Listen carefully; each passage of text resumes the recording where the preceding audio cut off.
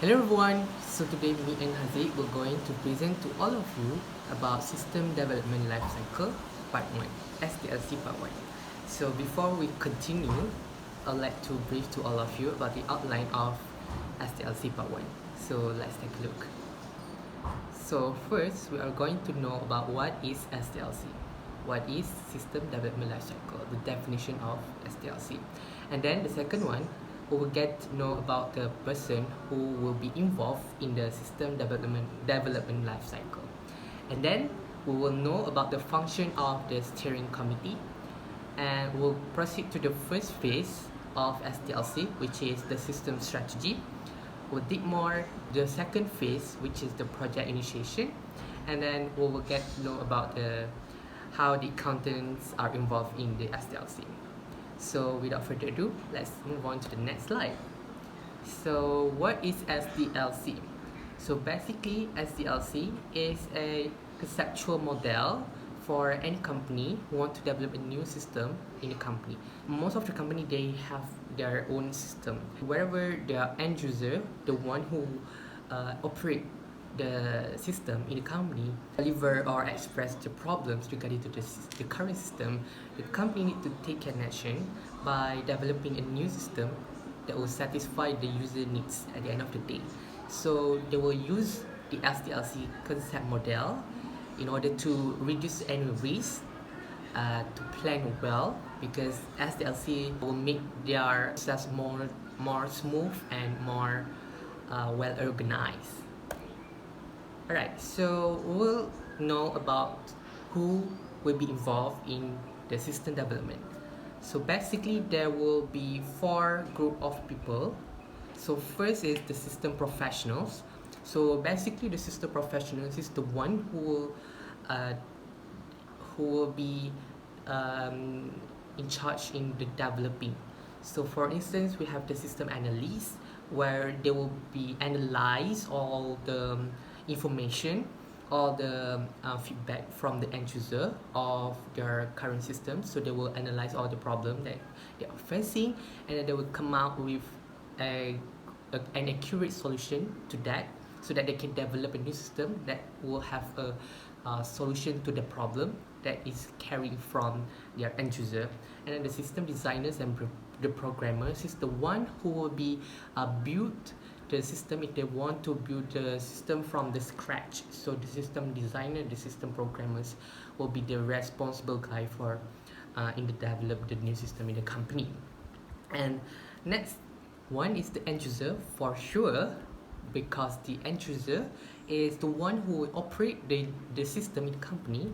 So the end user will be involved directly or indirectly in the system development lifecycle. So the feedback is very crucial, very important to the system analyst, so that they can know what are the end user is facing, what are the problems that they are facing, so that they can fix it in the new system that they will be developed soon. And then the stakeholders. So these stakeholders is the person, individuals or group within or outside organization who have the interest to invest in the new system, to invest the money to the new system. But at the end of the day, they are not the one who will be use the system at all. So they are the one who just invest the money, because for sure, when the company want to develop a new system, they will incur a lot of costs. So stakeholder will invest some of the money so that they will get their return in the future when the company get the profit at the end of the day. And then last but not least, the most important part, the most important people in the system development, in this system development lifecycle, is the system steering committee. So basically, the system steering committee is the body, is very important body for wherever they want to develop a new system.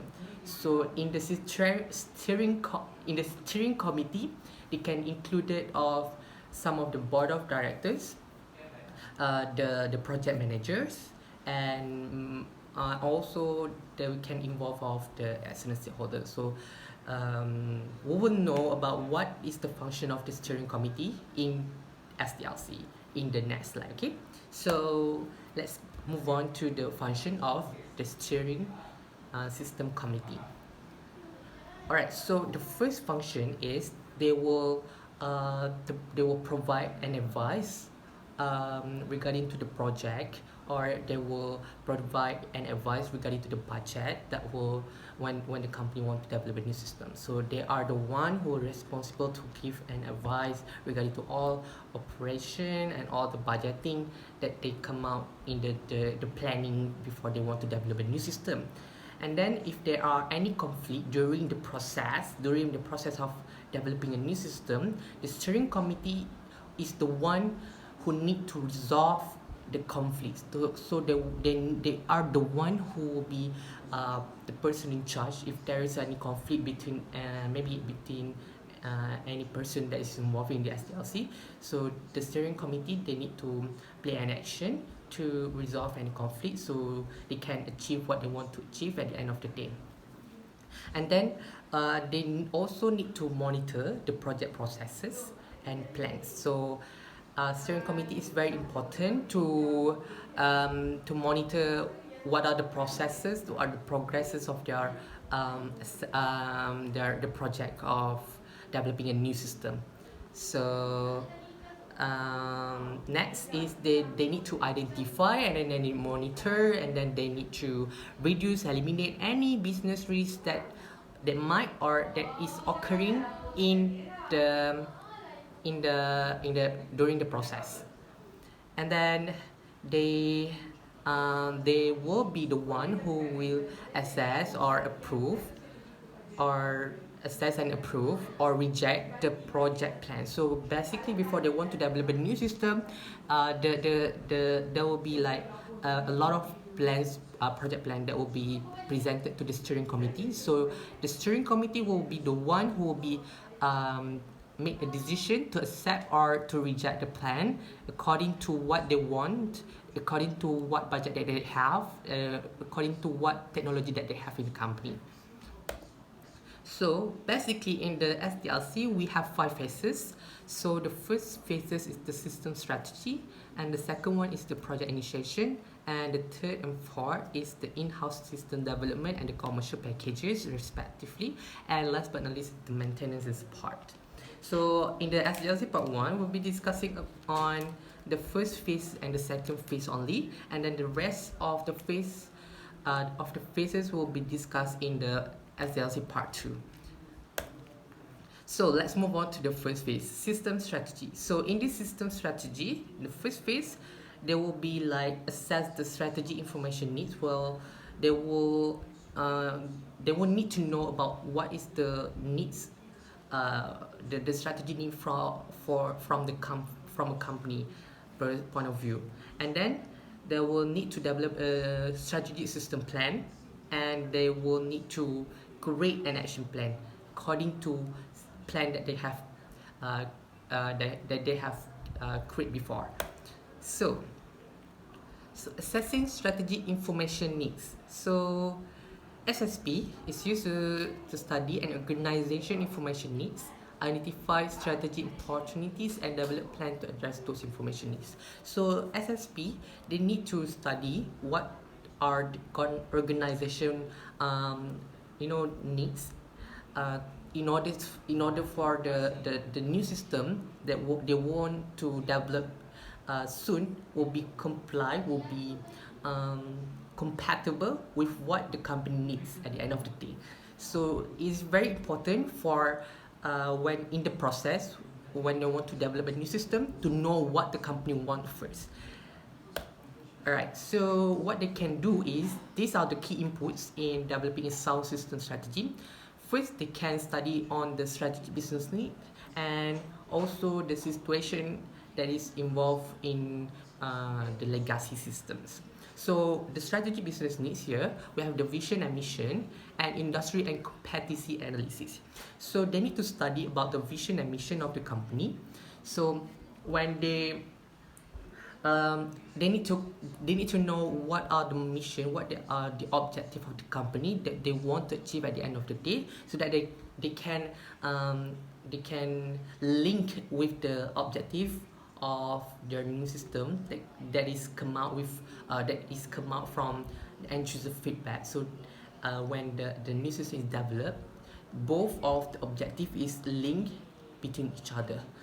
Alright, and then they need also to study about the industry and competency analysis. So for instance, in industry analysis, for instance, in educational background, they need to study what are the other university are doing, or like what are the best system that can be used for all students in the college. And they need to study about the competitors also, like they need to know what are the other university use, the system that what are the other system that other university use for their college, for their university. So maybe they can improvise here and there so that they will come up with fresh or better improvised system at the end of the day, so it will satisfy the needs of the end user of the system. And then the situation involving legacy systems, so they need to study about the past system. So for instance, in the past system there are some lack in some part in the system, in the past system. So they need to study so that they know how to improve, what to improve during the new during when they want to develop a new system. So they need to study the past first, and then they can improvise, or they can remain some part of from the older system in the new system, so it can reduce some cost here and there, and so on.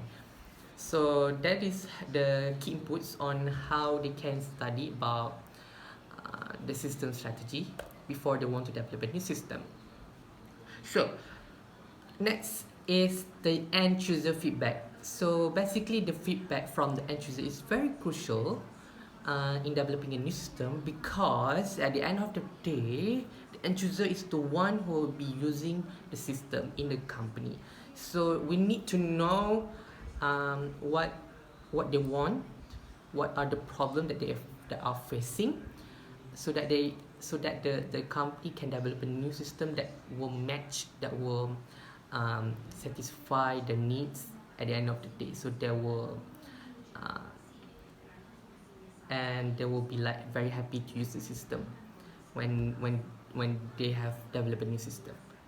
Alright, so first step, they need to recognize the problem from the end user. When they recognize the problems, they need to define the problems, and they need to specify the system objective. And after that, then we need to determining project feasibility, and they need to prepare a formal project proposal. So we will go through in details in each of the stage in the next slide. So let's go to the recognizing the problem. So as what I said just now, the system analysts, they need to recognize all the problems that is faced by the end user. So all the problems, all those problems can be used to generate a new solution when they want to develop a new system. So they can make a system that will be solve all the problems that are facing by the end user when they're using the current system. So they need to define. Next is they need to define the problems. So basically, the managers, the project managers, and the end user should avoid defining their problem with a single definition here. So what is meant by here is they need to very in details what are the problems that they have faced when they use the current system, because at the end of the day, they want to produce a proper and accurate solution to those problems. So they don't want to, when they develop a new system and some of the problem is not fixed at all. So they want to fix every single problem that is facing by the end user and also by the project managers by the one who will operate the system. So they need to have a interactive approach between the managers and end users so that they can define the problems, not in a single definition. Okay, so next is we have the specifying system objective. As what I have mentioned before, they need to link between the company objective and your project objective. So this one, the system objective, they need to come up with a general objective, very clear terms so they can refer. So at the end of the day, both objectives can be achieved from the company side and from the end user side when once the new system is developed. And then next, when they have specified the system objective, they need to determine whether the project is capable to be made in the company or not. So what they can do is they can use the telos term. So the telos here mean technical, economic, legal, operational, and schedule. So first, they need to know whether they have enough technology in the company when they want to develop a new system. If they don't have, they need to have another plans, or if they have, they can proceed with the plan. And for the economic feasibility, they need to identify whether they have enough funds, enough money to develop a new system or not. So if they don't have enough money, they need to cut here and there, cut the costs here and there. So if they have enough money to be incurred during the system development, so they can proceed with the plan. And then they need to make sure that the new system that they want to develop fall within the legal boundaries. So if it is not fall within the legal boundaries, or it can be something that is illegal, they cannot proceed with that, because they need to be very, very professional. They need to comply to the law and regulations. And then the operational feasibility, they need to know when the system is well developed, will the system can be used successfully or not. So they need to make sure that. And then the schedule feasibility, whether they can complete all the new system within the time that they have planned or not. Do they have enough time to develop a new system or not? So the telos term here is very important to know whether the company is capable to develop a new system or not. So they can look at their technical, economic, legal, operational, and schedule feasibility. So last but not least, when they have studied about the capability of the company, so they need to prepare a formal project proposal. So in the proposal, they will include all the study, all the the foundation, so that the steering committee can decide whether to proceed or not proceed with the plan. So it need to be included also all the study that they have studied before, and all the general recommendation in the report, in the project proposal. And it need also to describe the linkage between the proposed system goals and the firm business goals in the proposal. And alright, so next is develop a strategic system plan. So when they have collect all the inputs, when they have their proposal, the proposal may be like very more than one proposal, so it will be presented to the steering committee, and they will study about the pros and cons of each proposal that they have made before. So how they can evaluate the pros and cons, they can look at this BCS term, which is the benefit. What is the benefit? They continue if they proceed with the system, the plan, and what are the costs that will be incurred in the development, and the strategy impact when they develop the system. What is the strategy impact that the company will get? So the development will proceed on proposal with the greatest potential for supporting the organization's business objective at the lower cost. So at the end of the day, when the steering committee has studied those proposals, they will choose the best proposal that is support the organization objective, but at the same time will incur lower costs.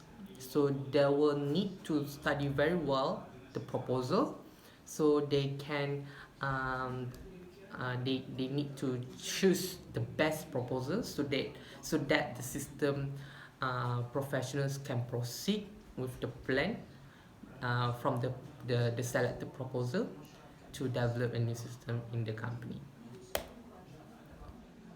So after they have selected a best proposal, they need to create an action plan. So many of the companies use the BSC Balance scorecard tool for this tab. So basically, the balance scorecard here is focuses on both financial and operational aspect. Some of the company they tend to focus only on the financial. For instance, some of the company they buy a very high-end machine that will cost a lot of money. So they were thought when they spend a lot of money on the machine, the operational will be the operational in the company will be increased because they use the high-end machine. And some of the company they tend to focus more on the operational aspect. So they thought when they focus more on the operational, when they produce a lot of the products, so they can get a lot of revenue from it. But the best solution, the best action for this action plan is they need to focus on both aspects, from financial and operational. So BSC Balance Scorecard here, they focus on both aspects. So they will focus on the learning and growth, the internal business process, the customer, and the financial. So I have an example of balance scorecard here. So maybe in the financial perspective, they can create some of the goals, and they can make some measure whether they have achieved the goals or not. So like here, internal business perspective, all right, so they need to know what they want, they need to excel in the company. So this one is focuses more on the operational. So innovation and learning perspective, so they need to make sure that they are capable to improve and to create value in the company. So here are how they can measure using the balance scorecard. And the customers, the most important person in the company. So how the customers see us, they need to have a goals or in terms of the customer perspective, and they need to measure whether the goals is achieved or not. So many companies use this balance scorecard here so that they can get a very effective result at the end of the day. So we are done with the first phase, system strategy, and then we'll go to the project initiation. So here the what we'll be learning in the project initiation. So we'll be understanding the user's need and problems. We'll propose multiple alternative solutions. We'll assess alternative in terms of feasibility and cost benefit characteristic. We will select the best option and proceed to the construct phase. And last but not least, we will examine whether the selected option will require in-house development or a commercial package or both. Okay, so project initiation is the stage where they take an action from the system strategy. Before they just plan, just sketch of what they need to do, and in this phase they need to take an action from what they have studied uh, before. The first here we have the system analysis. So as a what I've mentioned a lot before, when they want to develop a new system, the system analyst they need to study what are the problem that is facing by the end user of the system, so that they can come out with a very proper, accurate solution to that problem. So in the systems analysis, what they can do, basically we have two steps. So the first step is they need to go through the survey, and they need to survey all the end users, the staff and all that, and they need to analyze from what they have get from the survey. So these are what they can do in the survey steps. So they can observe, they can participate in any task, they can interview the staff, the end user, or they can review the documents and all that. So what are the things that they need to gather during the service? That is the data sources and data stores. They need to get know more about the users of the system, processes, the data flows and all that. And they need to know about the controls, especially the audit trails. This is where they review the documents regarding to the financial, on how the financial affected by the current system and all that, the transaction volumes, the error rates. They can participate in any task, and they can review if there is any error rates in the system, such as bugs, lagging and all that. Resource cost, they need to survey the cost of the resources, whether it's enough or not, and the bottlenecks and redundant operation. So they need to study if is there any lagging in the system or not. So they can survey from by participate by using the current system, so that they can get to know more about the current system, more of the problem of the current system, so that they can come out with a very clear possible solution to that problem. So next is the advantages and disadvantages from the survey step. So the advantages is they can identify the features of the previous system that should be preserved in the new one. So basically, maybe when they are surveying from the past, they can identify which part of the current system that they can remain in the new system. So it can be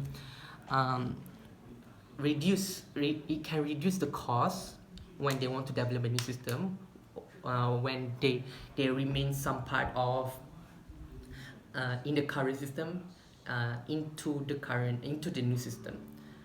So they will assist in the planning of the new system implementation. So for sure, when they have the survey, when they do the survey, the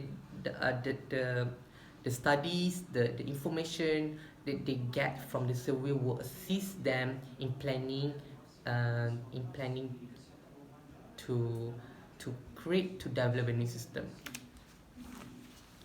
And also it can determine any problem or any issues that is facing by the end user in the current system, so they can create a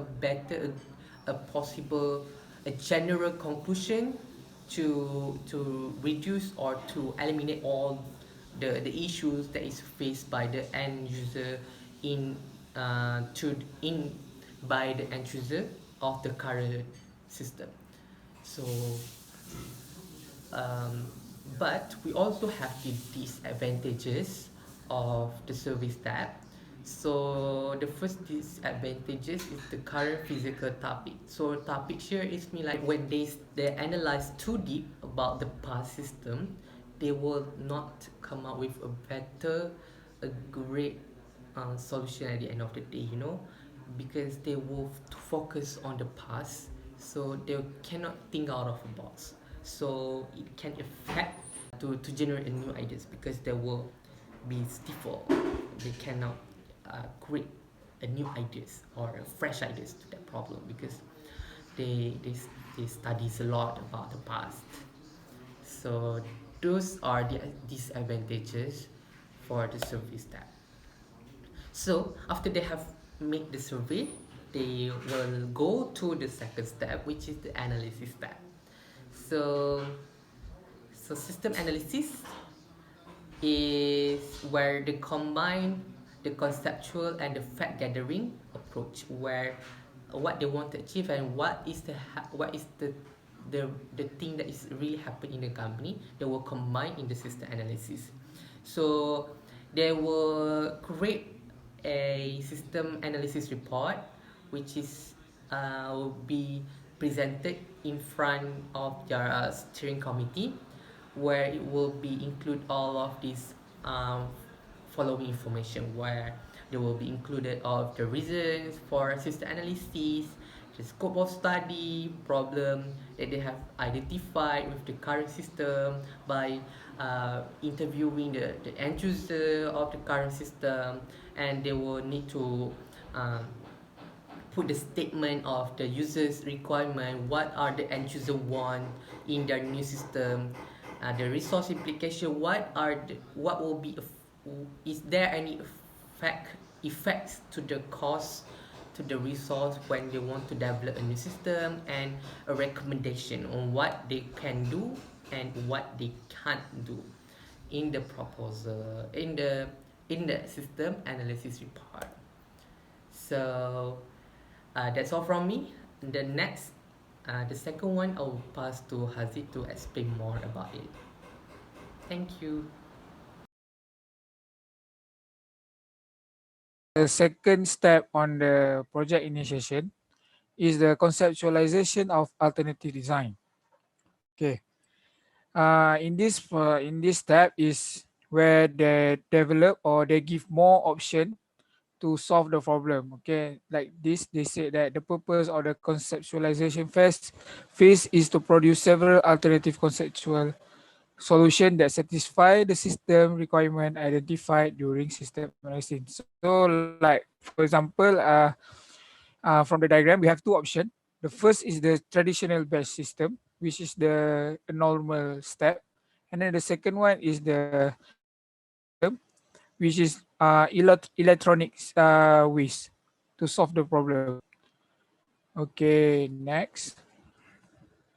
This is the last step, which is the system evaluation and selection during the project initiation. In this process, in this step, they will have a formal mechanism for selecting the one system from the set of alternative consensual design that will go forward for construction. So they will choose the best solution for the system that they will use. Okay, so in this step, there are two step in the during the selection process. The first one is the feasibility study, and then the second one is cost benefit analysis. So we go to the feasibility study first. So in feasibility study, we will use telos. Okay, telos is the technical feasibilities. It is to determine whether or not the new system will operate sufficiently and whether or not an organization has the ability to build a system. So they will check whether the system will be run smoothly, or is it any malfunction involved during the when they want to make the system. And then they will check whether the organization can afford, I mean like can sustain when they use the system. And then the economic feasibility, they will check whether the financial of the company can sustain during the whole project. And then for the legal feasibility, they will check whether the purpose system conflict with legal requirement or any conflict. So if this when this is why legal feasibility used. And then for the operation feasibility is to determine if the process system is likely to solve the business problem or capitalize on the prospect. They want to select whether the which system, which option will actually solve the problem. So this is what operational feasibility. And then the last one is the schedule feasibility, is to assess the duration of the project, whether it is too long to be completed before it is useful. So they want to check the time period on how long does it take to complete the system. Okay, next is the cost benefit analysis. First, they will identify costs. So there are two type of cost. The first one is the one-time cost. One-time cost is the cost at the first initial. So basically, it's like an investment on the first time when they buy. And then, for example, is site preparation, system design, and software acquisition. And then the next one is recurring cost. Recurring cost is the cost that during the operation. For example, the software maintenance, contract, insurance, and supplies. And then after they have identified the cost, they will identify the benefits. There are two type of benefit. The first one is tangible benefits, and the second one intangible benefits. Tangible benefit is the benefit that we can be measured, that we can see and we can touch. Okay, for example, is when the revenue increase. For example, the sales increase within the existing market, and then labor and operation costs reduce, and then reduce in so for next is reduce inventory. They buy less expensive equipment, and then so when they buy a less frequency apa tu, less expensive equipment, the equipment maintenance also, there will be no equipment maintenance lah. So that is why it's tangible, because we can see the difference when they have the expensive and then when they don't have the expensive. So it become more benefit when they use the system. And then the intangible benefit is something that we cannot see, but we know it happens. For example, the customer and employee satisfaction, the planning on and the operation becomes smoothly. Okay, the last one is after they have identified the cost and the benefits, they will compare between the cost and benefit. So there's two steps. First is the net present value method. NPV, first is they will deduct the present value of cost from the present value of benefit over the life of the project. This is the formula. And then the next one is the payback method. So this is also the formula. They will do the break-even analysis of total cost, one-time cost plus present value of recurring cost, and total benefit present value of benefits. Total after the break-even point, the system earn future profit. Uh, the more the profit, the better. The better system is the one who have more profit. Okay, after they have do the selection part, okay, they will do a report. There's three ways. First is they will develop the system in-house.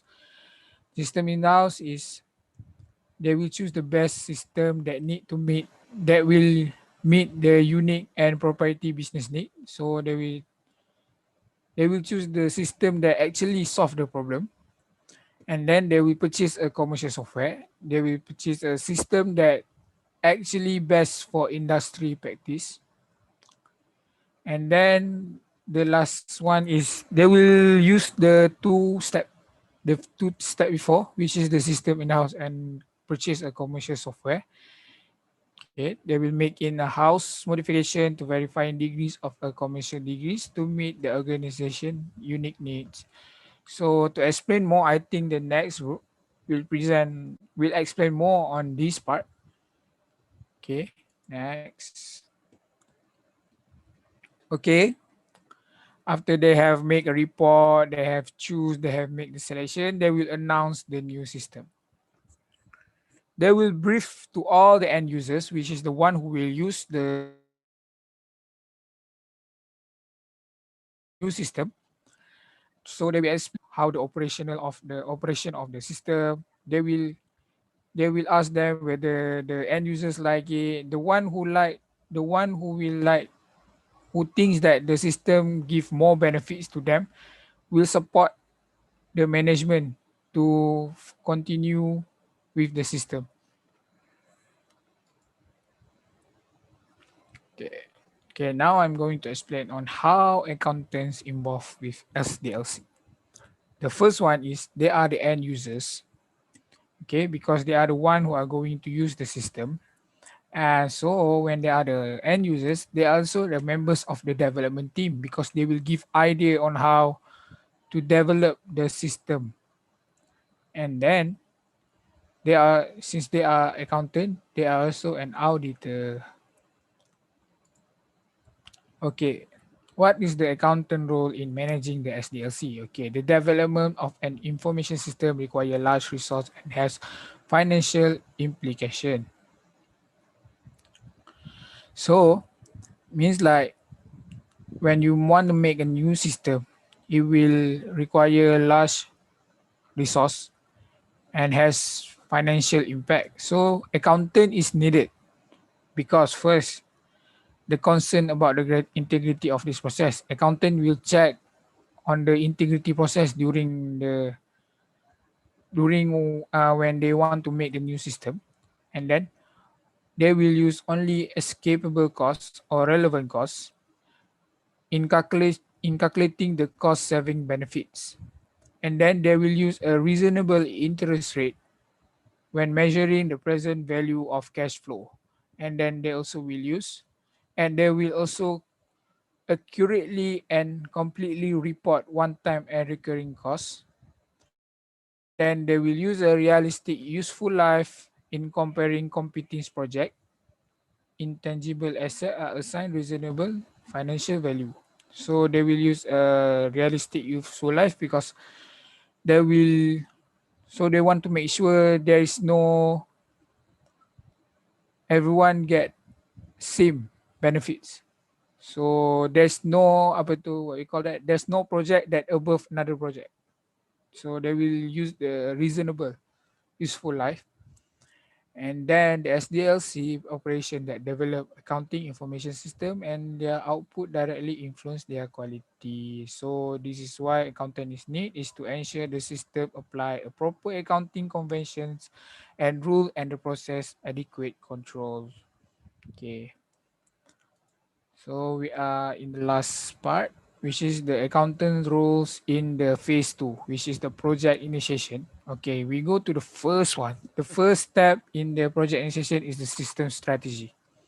Okay, auditor should routinely review the organization's system strategy. Okay, in this system strategy, like Amiro have said, they will make a survey and everything. So in this step, the auditor also will review the survey and they will check which one. Basically, they will check the integrity process in this survey, and then they will careful system planning is a cost-effective way to reduce the risk of creating unneeded, unwanted. So when they review the survey, they will give a report. I think it's like a report. They will give which one is needed, which one is not needed. They will give idea what is the end users want in this process. So when the conceptual, then the next step is the conceptual design, which was when they give the alternative conceptual alternative way to solve the problem. So the accountant should be in charge of the conceptual system, while the system specialized should be in charge of the physical system. So in this point, they said that accountant should be in charge in the conceptual system. So the system specialist should be inside in the physical system. Okay. Okay. Why is accountant important in this phase is because the accounting factors is important may be neglect if they are not conceptualized at this phase, exposing the business to significant financial loss, and the auditability of a system depend in part of its design characteristic. So in this part, in this step, accountant is needed because accountant will give the idea on how the accounting system will be used in this system. So that is why they are important. So that when they make a new system, it will based on the characteristic and the design will be based on what the accounting system required. So that is why accountant is important in this system and in this step. And then the last step is the system selection. Economic feasibility is a primary concern to accountant. Accountant should ensure that this is the same one as why account. What is the role of accountant in managing SDLC? They will use escapable cost in calculation of cost saving benefit. They will use reasonable interest rate in measuring present value of cash flows. And then one time and recurring costs are accurately reported, and then they will use realistic useful life in comparing competing project. Intangible benefit are assigned reasonable financial values. So I think that's all from me and Amirul.